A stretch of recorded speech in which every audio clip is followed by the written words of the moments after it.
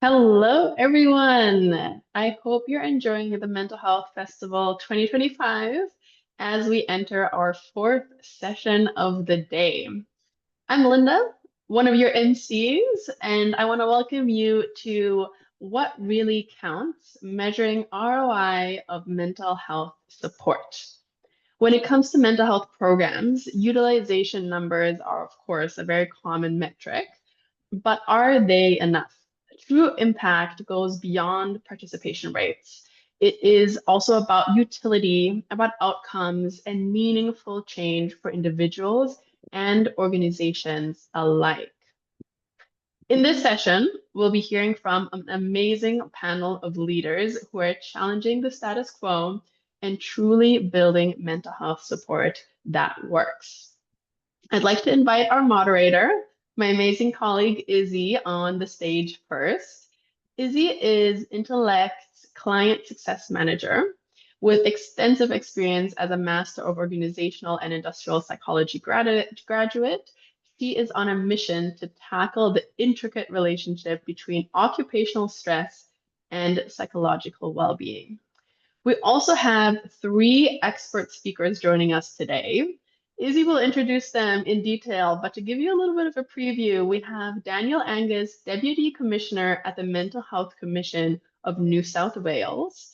We have Wilda Lau, Senior Consultant in Wellness at Mercer. And finally, Kai Lim, Intellect Senior Consulting and Solutions Specialist. With that, let me pass the time over to Izzy now. Thank you so much. Thank you, Linda. Hello, everyone. I'm Izzy. I'm the Client Success Manager at Intellect, and I'm delighted to be your host for this session. Thank you to our MC for the warm welcome. Now, as we know, CFO thinks in terms of cost, risk, and talent. And for HR leaders, that means it's not enough to just talk about engagement and satisfaction. We need to show impact in productivity, retention, and compliance. And just as importantly, we need to connect ROI with VOI, the value of investment, which speak culture, trust, and safety. So we're fortunate enough today to have panelists who can share their experience and perspective on this. To kick us off, Daniel, please say hello to our audience. Hello. Thanks for having me. Right, so first of all, we have Daniel, the Deputy Commissioner Mental Health Commission of New South Wales. We also have Wilda. Wilda, do you want to say hello to our audience?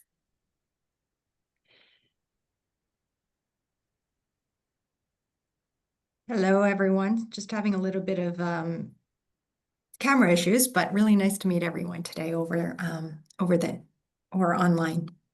All right, Wilda is the Senior Consultant of Wellness at Mercer. And last but not the least, we have Kai. Kai, do you want to say hello to our audience? Hi, everybody.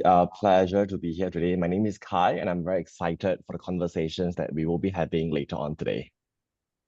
All right, lovely. Thank you, guys. So first and foremost, let me proceed with the session with setting up the problem statement first. So most HR leaders we meet today tell us that they believe in well-being, but CFOs and board, they face one hard numbers. So how do we want to move from utilization slide to ROI conversation that land?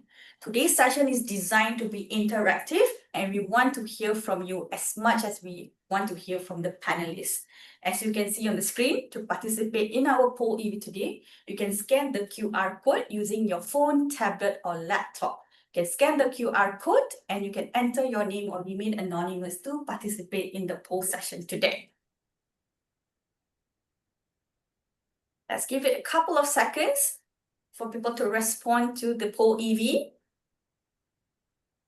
So the question asks, when you report well-being internally, what metrics do you usually lead with?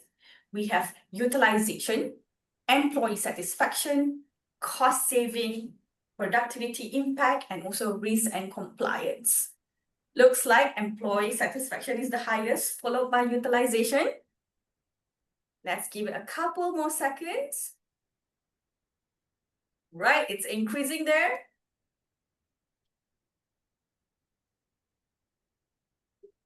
Any other interesting responses coming in? Going once, going twice. Look like most of us choose employee satisfaction because it's easy to, look into it, but it doesn't really tell the whole story. Let's unpack together what really counts. First and foremost, Daniel, this is a question to you. You have seen this issue from ground up, the community, government, and corporate. If we take a step back and view it through a public health lens, just how costly is mental ill health to our economies and to our organization within them? Can you share a little bit more of your experience around this? Yeah, thanks, Izzy. Well, so I'm based in Australia. I'm based in New South Wales, and a couple of years ago, around about 2020, Australia's Productivity Commission, which is like this independent research body, published a report that looked at costing mental health, mental illness in Australia, and it was at around $220 billion a year. And it's growing all the time. And some of that cost is, the cost of support services, funded programs, but also it's also the cost to the economy from people being absent from work, productivity broadly. I think it's important to quantify how much of an impact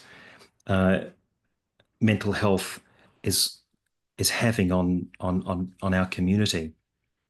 Not only do we need to look at numbers in order to justify services that are funded to provide support to people, but we also want to better understand strategically the impact of mental illness on our economy and businesses. If you think about it in this way, in 2020, 2022, our national study of mental health and wellbeing by the Australian Bureau of Statistics suggested up to 21.5% of Australians aged 16 to 85 had a mental disorder in the past 12 months. So there's roughly 1 in 4, and 43% of people will experience mental disorder in their lifetime. It's huge numbers.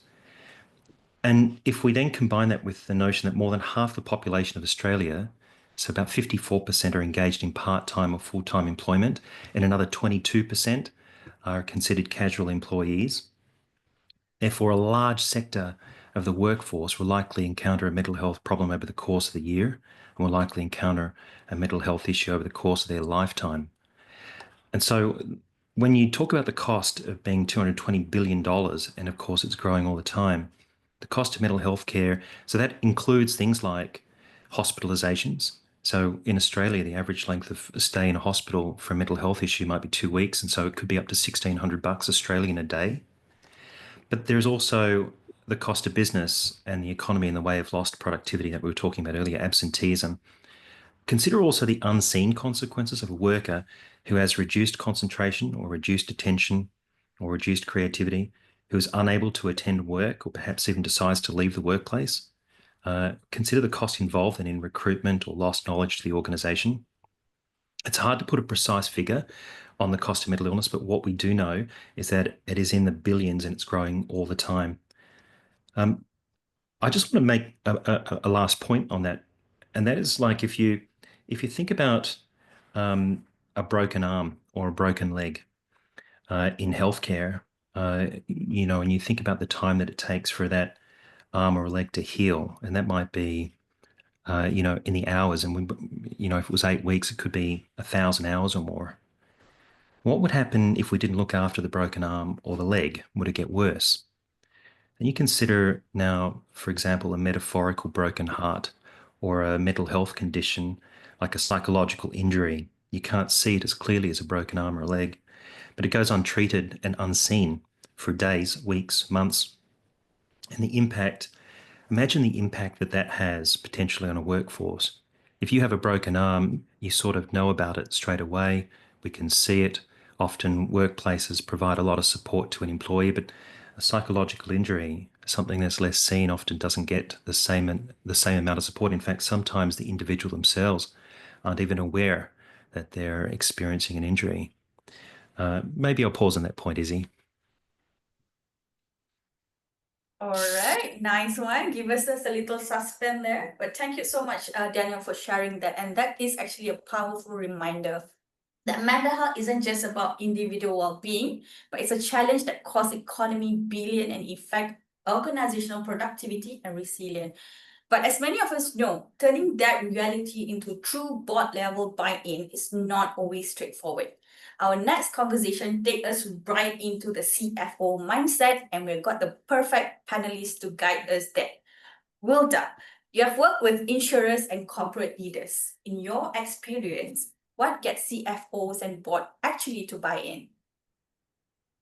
So we really think about, first of all, let me introduce myself. My name is Wilda, and I do work at Mercer Marsh Benefits in Hong Kong. So most of what I'll share today is actually really about what we see in the landscape of Hong Kong as well. So, so first of all, when we talk about CFOs, they're really thinking about cost, about risk, about how to, lower costs in this environment, or how to mitigate from risk in the market, right? So I know a lot of people, when you were doing the first question, a lot of people indicated that utilization rate and cost satisfaction are two areas that often gets talked about when you're wanting evidence, when you're wanting to kind of talk about how good mental health is going in the workplace. However, you can think about using things like health claims, attrition costs, research, a lot of research by the government, or data that's provided by organizations that specializes in doing employee benefit sort of surveys. So all this stuff can actually also help with giving you more numbers to talk to when you're describing how mental health is going with the CFOs, right? So I do actually talk about CFOs really looking for the dollar value at the end of the day, right? So that they can put things into metrics that they commonly use and can measure equally across different metrics, right? So when we talk about employee assistance program, don't talk about it like, oh, how many people are using it? Rather, take a lens of employee benefits, right? Take a lens of how it can help to drive down cost, right? So rather, for example, a really concrete example would be putting mental health support or seeing a psychologist, clinical psychologist visits in an employee benefit package can be quite costly, right? However, have you ever really thought about it, pulling it out and actually putting it into employee assistance program sort of way, right? And when you do that, you are actually not being measured by insurance companies by how much you are or it should be like a guess, right? A best guess of how much you're going to use that benefit from next year. Rather, it's how much you use, you get charged exactly how much you are being used, exactly how many people that's using it, right? So that's something that you can think about when you are talking about mental health and the cost of it and whatnot. So, and that's it for me for now. Wilda, hang on. We do have another question to follow up with you. Why do you think HR teams struggle to present ROI in the boardroom language? Because mainly, I guess, one of the things that we see quite a lot is the fact that people frame it, or HRs often frame it as, oh, the engagement rate is super high, right? Or, oh, the satisfaction rate is super high. But what does it mean in the dollar value? Does it mean that less is being spent in doing talent management or recruiting, right? So can we kind of look at it, take that talent management spend or that recruitment spend? Can we actually use that as well as the engagement and satisfaction rates, right? So it could be a more dynamic approach. You can look at things in two ways. Thank you, Wilda. That's actually a very valuable glimpse into how a CFO thinks. And from CFO view, it's all about cost, risk, and talent, not just utilization. They want outcome that can truly measure in dollar term. HR often talk about engagement, but that doesn't always land in the boardroom. So let's turn into the OD perspective and hear how organization can really drive change. Kai, when you are advising organization, what practical metrics that goes beyond utilization and help HR to prove the impact? All right. Thanks, Izzy. Once again, hi everybody. My name is Kai. My background was in OD, and I work a lot with our clients to design workplace well-being interventions as well. So to these questions, I usually would suggest when I'm working with our clients to look at things at 3 layers of impact. So that will link directly to business outcomes, for example, things like presenteeism, absenteeism, and also turnover as well. So the first layer that I will always go into is the reach of the service. So that usually refers to, are we getting to the right people? Right? So utilization is one thing, but at the same time, it's not just about the number of logins, it's also about who you are reaching. So for example, are we looking at the equity of access? For example, uptake across different teams, different genders, and if let's say you are working in a regional office, different geographical locations as well. And at the same time, also pay more attention to whether or not the uptake is only at a certain corporate level. For example, is it only the ground level, or is it middle manager, or is it even the senior management team as well? So that's the other thing that I would also look at. But aside from that, right, it's also equally important for us to consider repeat engagement. So how often or how many employees are coming back to the platform for more support? So that's the first layer that I will always advise my clients to really look at as well, the reach. And moving on from that, the speed to service is also really, really important. So that refers to how quickly do employees get their support, right? And that can look at things like time to first access. So how long does it take from the moment someone feels a little bit unwell or flags an issue to actually getting the help that they need? And at the same time, after which, that's where we can look at resolution time as well. So how quickly are our employees reporting improvement? Or for example, feeling ready, right, to get back to work again. And if let's say something really serious happens in the workplace, and how fast can they connect with the right critical care, right? So speed is also something that's really, really important, right, for us to prove the impact of a mental health intervention as well. Last but not least, and that's where we talk about effectiveness. So is it really making a difference, right, in our implementation of these interventions? So here's where we tie everything back to the outcomes. So first thing first, right, from the employee perspective, is there any self-reported improvement? So for example, are they saying that their stress, their anxiety, or their focus or performance got better after using the support? Secondly, from a HR perspective, we can also look at retention and also absenteeism data, right? For example, lower attrition or fewer sick days among those people, those employees who actively engage with well-being programs or mental health resources in the workplace, right? And there's also one last thing I really want to emphasize is the confidence level of our managers. So are they more willing or more able to have conversations with the team members early or even before their respective mental health struggles turn into a crisis, right? So this will be the 3 different layers of impact: reach, speed, and effectiveness. And I'll always advise organizations to look into as part of their practical metrics as well. Thank you, Kai. I like how you frame it around the 3 signals: who we are reaching, how fast the support is being delivered, and whether it creates a lasting outcome. Those really go beyond just counting logins. Could you bring this into a life with an example of how organizations are already seeing this signal translate into real business impact? Okay. I can give an example of what I see firsthand, how an organizations actually improve in terms of their workplace well-being when you get these 3 different layers, right? So one client that I worked with before, right, they had a mix of blue and white collar employees. And all of them had really busy schedule as well. Some are also on shift work.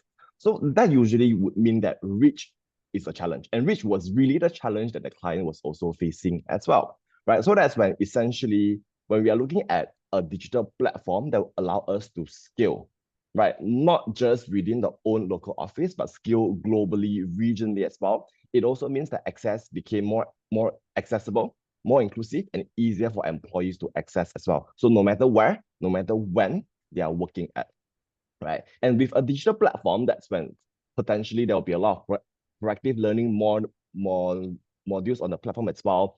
And if let's say they ever need to see a mental health practitioner, they are also able to do bookings via the platform which also means that they're able to get support within a day or perhaps within hours as well.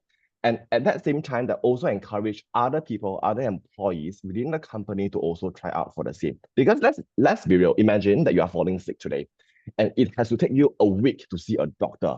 Unlikely you want to see a doctor anymore, right? But imagine if, let's say, you can do it in the same day, if not maybe just maximum a day. And that's when likely you're able to see a doctor quickly, you're able to get early intervention, and you're able to recover a lot quicker as well.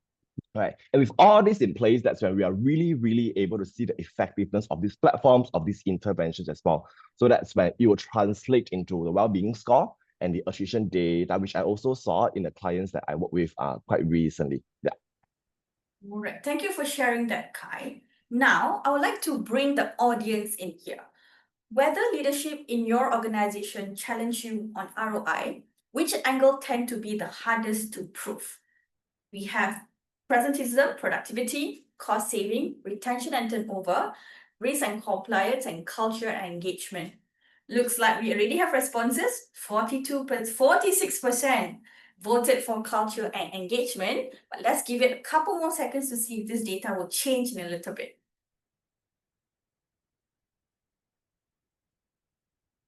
Right, looks like, a lot of people are agreeing. Culture and engagement looks like something people will be interested in. Daniel, how might you approach conversation around this? Maybe you want to share some pointers here.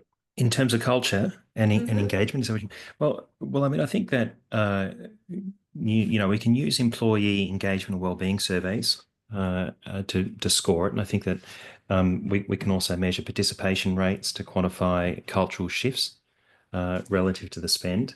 I mean, I wanted to, if it's okay, I just wanted to extend on the previous panelists' comments. And I think that one of the differences that I find in mental health, and I'll promise I'll try and get back to this one quickly as well, it's just that in Australia at least, and I suspect that it would be similar around the world, that the average time that it takes for somebody to access support for a mental illness is about 77 days.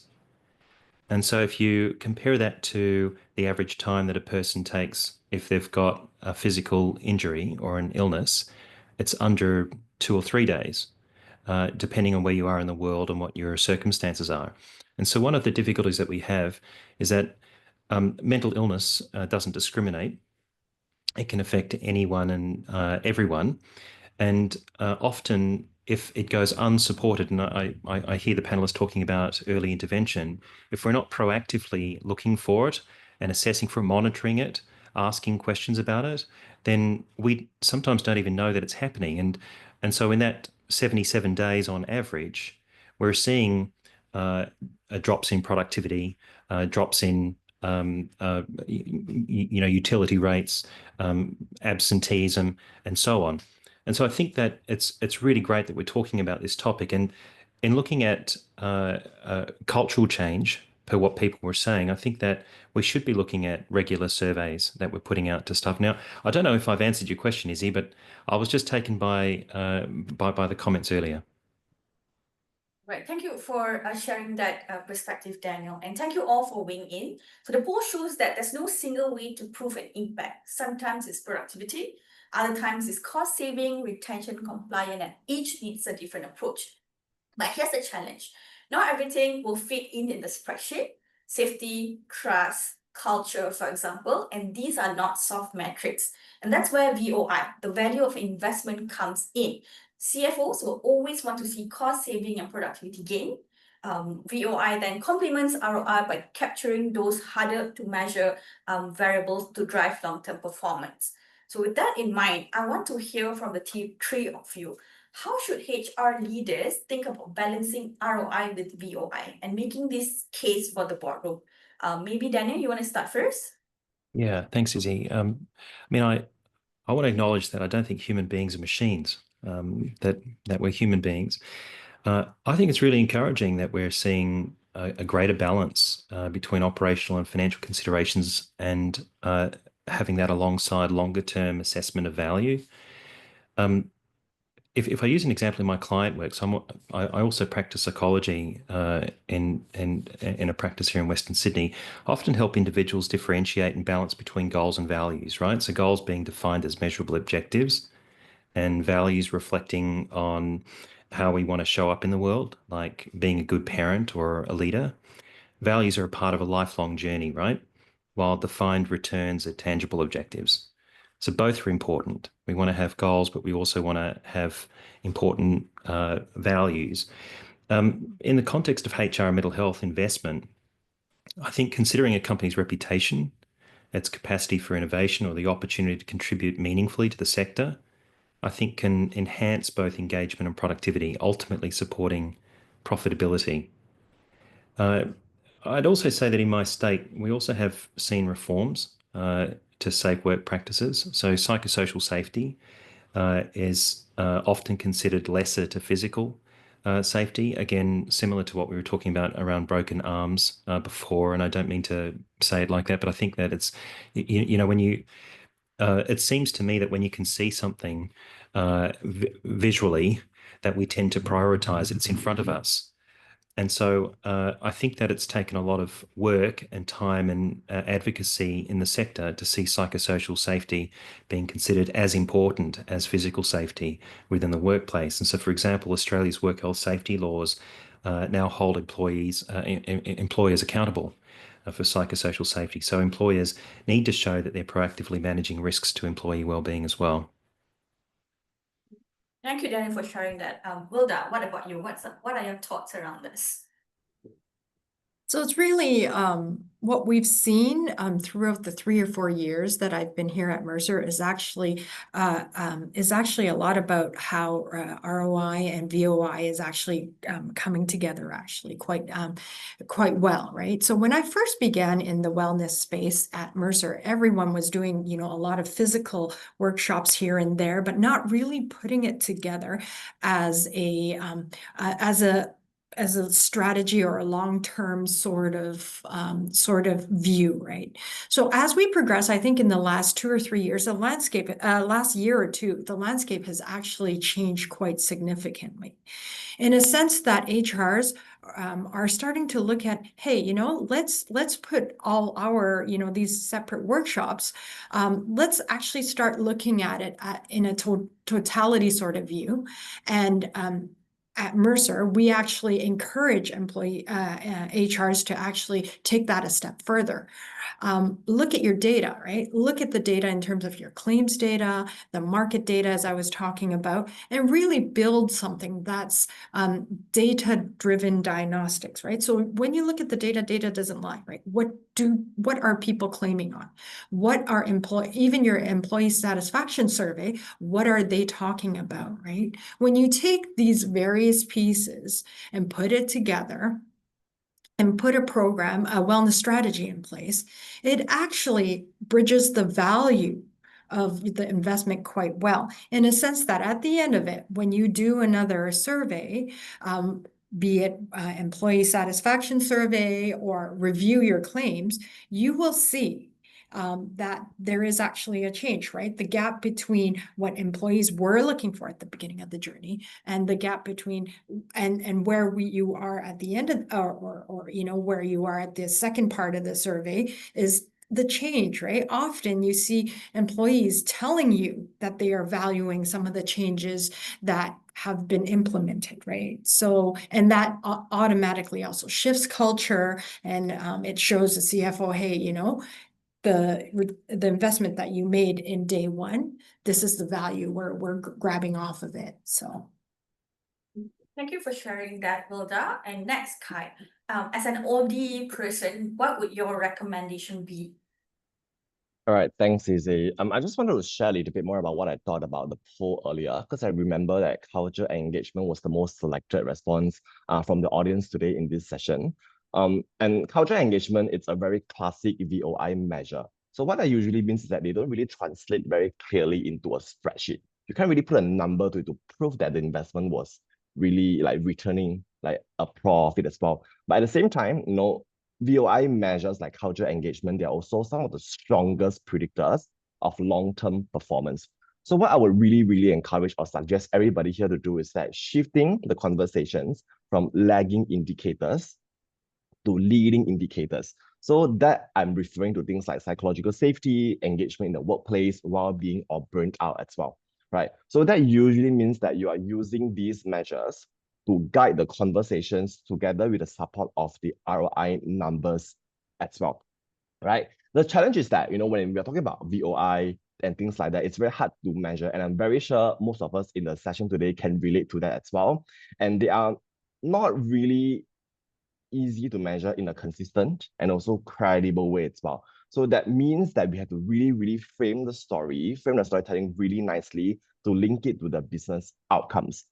But the good news is there's always a framework, there are always surveys, dimensions we can always leverage on, right, to really make sure that we're able to assess or study the indicators well and effectively. So one example that we've actually built at Intellect is something called the Intellect Dimensions 2.0. So what it actually is a clinical validated framework that tracks 5 different drivers of workforce health. So the 5 different drivers here refers to psychological safety, mental well-being, engagement, productivity, as well as work burnout. So these 5 dimensions essentially will be able to tell a really clear picture of how healthy an organizations would be doing at the same time, right? But what I'm also saying here is not about replacing ROI. So I want to acknowledge that ROI is equally important. But what is really important for us to give a stronger, more evidence-based approach is to show how culture and care, which is VOI, can translate into clear business outcomes, which is ROI, right? So which means that, during a boardroom presentations, discussions, I'll always suggest everybody here to go in. Perhaps to get started, it's always easier to lead with ROI first to catch their attention. And that speaks better to our CFOs, for example. And that's when you slowly talk about VOI, layer in the VOI, and ensure how, for example, these are some of the dimensions, the metrics that will actually strengthen the culture, the engagement of the workplace. And after which, show trends over time. And that's when we have to evaluate and adapt according to the trends that we observe in our measures as well. And that's what I'll recommend to everybody. Thanks for sharing that, Kai. And what we're hearing is clear. ROI alone is not enough. Together, that's the shift between reframing ROI alongside VOI to tell a stronger story in the boardroom.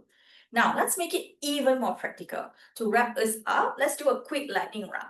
If I am a HR leader facing my CFO tomorrow, what is that one practical step I should take?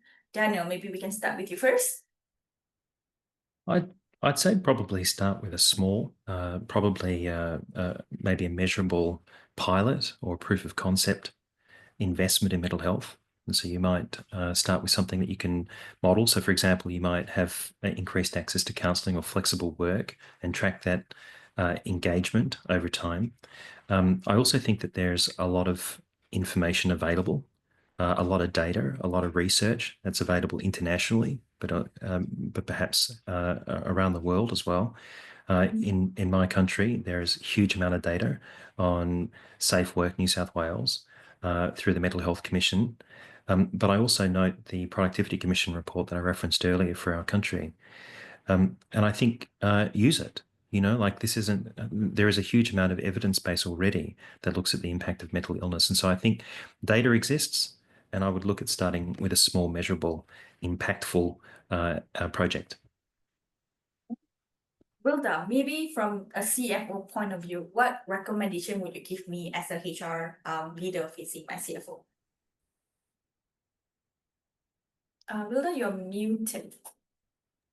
CFO, to no surprise, really love their numbers, right? So start with the numbers, start with cost, right? Start with, as I was saying, is there parts of the employee benefits that can garner more value when you look at it from, for example, an employee assistance program sort of point of view? And second of all, talk to them about risk, talk to them about what's happening in the market, share with them what some of the data, some of the survey that you see in the market.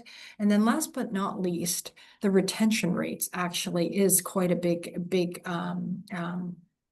if the retention rates are actually quite good at the moment, it actually does not incur much cost. But once you lose that retention rate, you're going to need to rehire, train talent, right?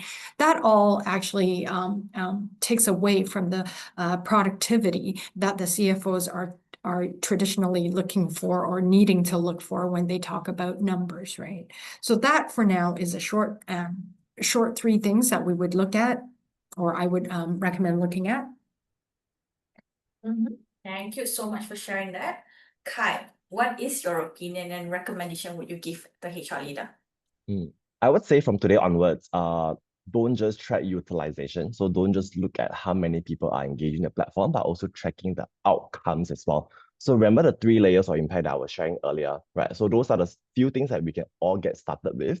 And once that's done, once we are more familiar with that, and that's when we can weave in VOI in our presentation or in our justification as well, when we are continuously, ongoingly tracking the impact or effectiveness of our intervention. So again, that I'm referring to things like psychological safety, engagement, culture, so on and so forth. Right. I also really wanted to echo Wilda's point on risk and compliance as well. And I thought that was a really, really interesting thing for us to discuss over here, because usually when it comes to risk and compliance, it's really less about proving ROI in dollars, right? But more about avoiding the risk, which means that, a lot of the people may not be able to see the impact or the effectiveness or the meaning of doing that at the very moment, right? So if let's say in the presentations in the boardroom, when we are speaking to the executive team, and when we are going to positions our mental health offerings in the workplace from a risk perspective, that's when we can say, as for example, we are trying to protect the organizations from reputational, legal, or even certain operational risks as well. Or for example, if let's say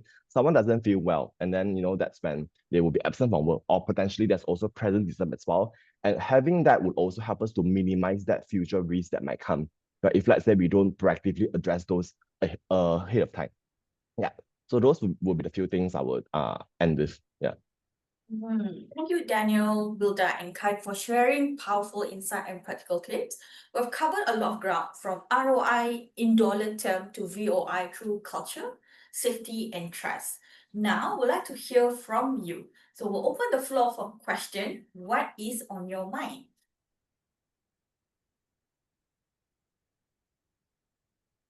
Let's give it a couple of seconds for people to ask the question.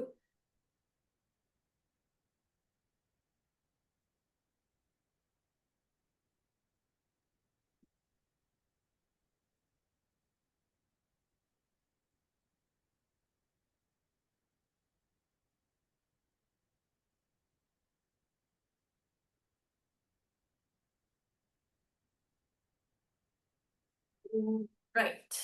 That's the first question over here. Let me read it out loud. Are there any tips to overcome survey fatigues? Employees are already doing multiple surveys in the year, from compliance to data privacy. How do you approach continuous listening, and what would you do? Maybe this question will be suitable for Kai to answer. Right. Thanks, Izzy. I think that's a really, really good question. And I believe that, survey fatigue, it's a very, very common challenge in the workplace. Right. And the key to avoid or prevent that is to be very intentional about how we listened, right? Rather than how we are just sending out more forms, more surveys for our employees to complete, right? So there are typically a few approaches that I like. And firstly, I will always recommend people, for example, like a big scale engagement survey, we do it once a year. And once a year is sufficient. Some organizations want to do it twice a year. If let's say you want to do it the second time, I'll instead convert it into something that's lighter, which is, for example, a pulse survey, which will just include 2 or 3 questions, maybe 5 maximum, that will address those in a way dimensions that surface in the first survey that might be a little bit alarming, or for us to study a little bit further. So that's what I would do. And aside from that, instead of just doing survey and survey and survey all the time, right? Don't just solely rely on that, right? Mix your listening channels. So what that means is that, for example, you can do things like, with a digital platform, that's where you can do digital mood check-ins. Or for example, during town hall, there'll be certain polls you can do as well, focus group discussions, or certain listening circle. If let's say you want to get very, very qualitative data from a certain group of employees within the organizations. So this helps to keep it very fresh and more human, right? Because when we are doing survey, it's just us and our computer, right? We're not talking to another person, right? So that's what I'll recommend. And last but not least, And this is, I would say, one of the most important thing I want to share when it comes to survey fatigue as well, is to close the loop visibly, right? Survey fatigue usually starts when people feel like their input goes nowhere. So let's say I'm responding to a survey. After 6 months, after 1 year, I'm not seeing anything done to my feedback. And then the next thought I will have is that, then what's the point? Why would I even bother doing the survey anyway, right? So what we really, really want to do is that we make sure to share back the teams, we close the loop, and we share with the employees as well, what will be the actions taken to address their feedback as well. So even no matter how big or how small would be, so which means this is essentially us telling the employees that their feedback actually matters and we are really listening to them. Yeah, so that's how I would approach survey fatigue. Maybe Daniel and Wilda, do you want to add on to it if you have any ideas on that? Izzy, I do have something to add to Kai's comments. The last point is extremely important in the sense that people feel their feedback is valued, and also how you communicate it. Internal communications is key, right? So when it comes to well-being and doing different workshops or talks and whatnot, all the communication should lead with a number of you or a percentage of you have told us this and this.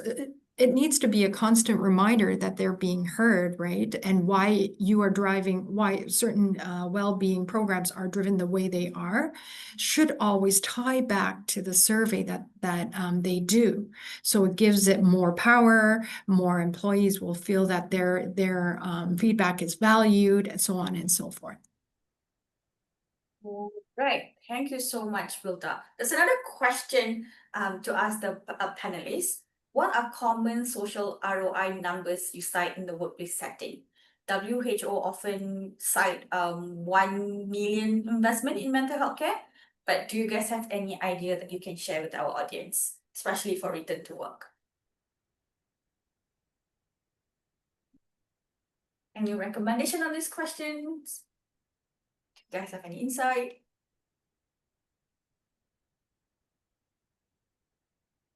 Perhaps it's not a question that we can answer because it's factual. We don't want to also give wrong data over here. But one last question before we wrap up is a question for Wilda.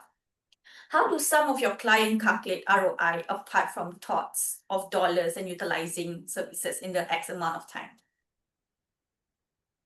So as Kai mentioned before, the risk and the compliance bit is also really, really important, right?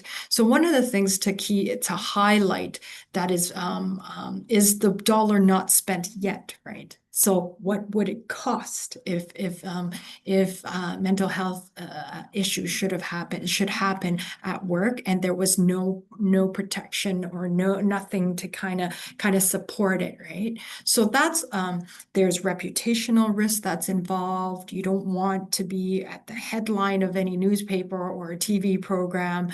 So these are the risk that's being mitigated should also be discussed as well and not forgotten because it's not happened yet, right? So that's also something that's really important to keep in mind. Thank you so much. I guess we have a little bit more time left, and I think it's just nice for us to wrap it up. A big thank you to our panelists for the insight and to all of you for engaging in this conversation. If there's one thing that we can take away, it is this.